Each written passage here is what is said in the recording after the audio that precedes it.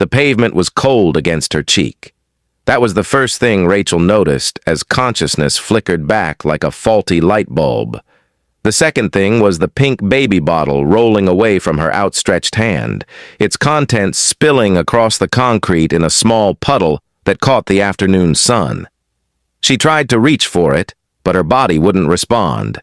Her vision blurred at the edges, and somewhere in the distance she heard a voice, urgent, concerned, coming closer. Marcus Chen had only meant to grab milk and cereal.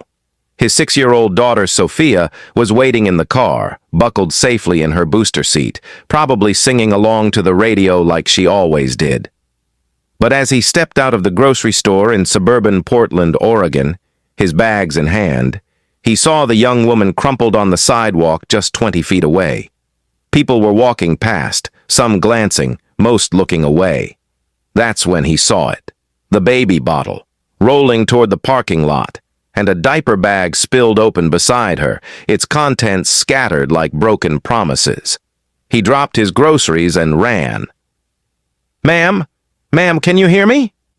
Marcus knelt beside her, his hand hovering over her shoulder, unsure whether to touch her.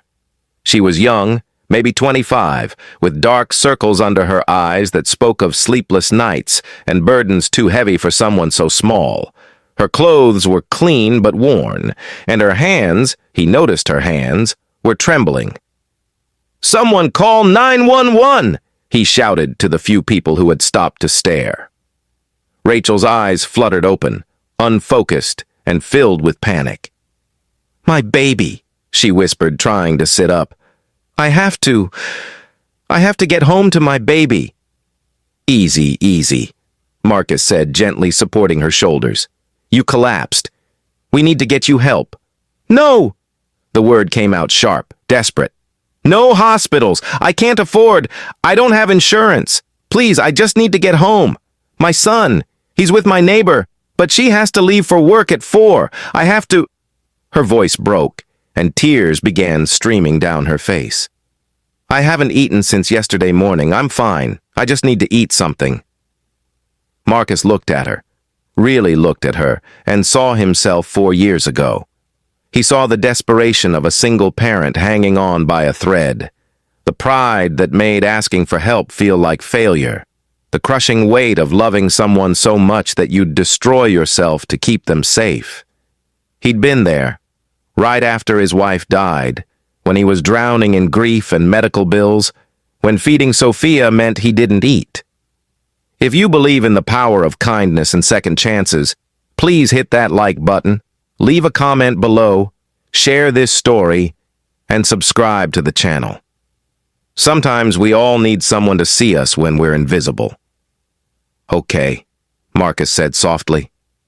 "No hospital. But you're not going anywhere alone. My car is right there. Let me drive you home. And on the way, we'll stop and get you some food. Please. I'm a single dad. I get it. Let me help." Rachel wanted to refuse. Every fiber of her being screamed that she couldn't accept charity, couldn't show weakness, couldn't let anyone see how close to the edge she really was. But her body betrayed her pride. She was so tired. So impossibly, desperately tired. And something in this stranger's eyes, this man who'd stopped when everyone else kept walking, made her believe he understood. "My daughter's in my car," Marcus continued, gathering Rachel's scattered belongings and putting them back in her diaper bag. "Her name's Sophia. She's 6. Lost her mom to cancer 4 years ago. It's just been us since then. I know what it's like to feel like you're drowning." 20 minutes later, Rachel sat in Marcus's kitchen, Sophia chattering excitedly beside her while Marcus heated up leftover chicken soup and made sandwiches. He'd picked up Rachel's 10-month-old son, Nathan, from the neighbor's apartment, and the baby was now contentedly playing with blocks on the living room floor. Rachel had tried to protest, had tried to say she just needed to go home, but Marcus had insisted, and she was too weak to argue.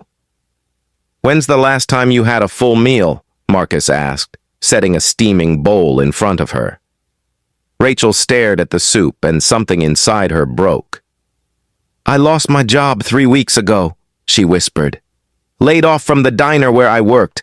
I've been applying everywhere, but nobody's hiring, or they want experience I don't have. Nathan's father left when I was 6 months pregnant. Said he wasn't ready to be a dad. My parents. They told me I made my choice when I decided to keep Nathan. I've been selling everything I own just to keep the lights on and buy formula. Today, I spent my last $12 on groceries, and I realized on the way out that I hadn't saved anything for myself. I thought I could make it home. I thought... She couldn't finish. The tears came hard and fast.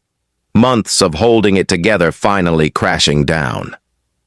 Marcus sat across from her, and for a long moment, he just let her cry. Sophia, with the intuitive wisdom of children who've known loss, quietly got up and brought Rachel a box of tissues. It's okay to cry, the little girl said solemnly. My daddy cries sometimes too. Listen, Marcus said after Rachel had eaten half the bowl of soup, color slowly returning to her pale face. I own a small accounting firm downtown. It's not fancy, but we do okay. I need someone to help with administrative work, answering phones, managing schedules, basic bookkeeping. The pay isn't amazing, but it's steady and there's health insurance. The hours are flexible because I get it. Kids come first. If you're interested, the job's yours. No interview, no proving yourself. I saw everything I needed to see today. Rachel looked up, soup spoon frozen halfway to her mouth. You don't even know me. I know you spent your last money feeding your son instead of yourself. I know you were more worried about getting home to him than about your own health. I know you're fighting like hell to give that little boy a good life. That's all I need to know. If this story has touched your heart, please take a moment to like this video, share it with someone who needs to hear it, and let us know in the comments how kindness has changed your life. 3 months later, Rachel stood in Marcus's office reviewing the month's accounts. Nathan was in the small playroom Marcus had set up, happily babbling at Sophia, who'd taken her role as big sister very seriously. Rachel had her own apartment now, had paid off her overdue bills, and had even started a small savings account. But more than the financial stability, she'd found something she thought she'd lost: hope. Marcus appeared in the doorway, 2 cups of coffee in hand. You're doing great work, he said, handing her one. I mean it. Best hire I ever made. You didn't hire me, Rachel said with a small smile. You saved me. No, Marcus replied, his voice gentle. You saved yourself. You just needed someone to see you falling and refuse to let you hit the ground. That's what we do for each other. That's what makes us human. Drop a comment below if you believe every single parent deserves support and respect. Because raising a child alone is the hardest job in the world. Outside, the Portland rain had started to fall, but inside, 2 families who'd found each other in the most unexpected way were building something beautiful. A community of 2, bound not by blood, but by understanding, by kindness, and by the knowledge that none of us can do this alone. Sometimes the people who save us are strangers who see us at our lowest and choose to reach down instead of walk past. Sometimes the family we need is the one we find, not the one we're born into. And sometimes a baby bottle rolling across a parking lot is the beginning of everything changing for everyone involved.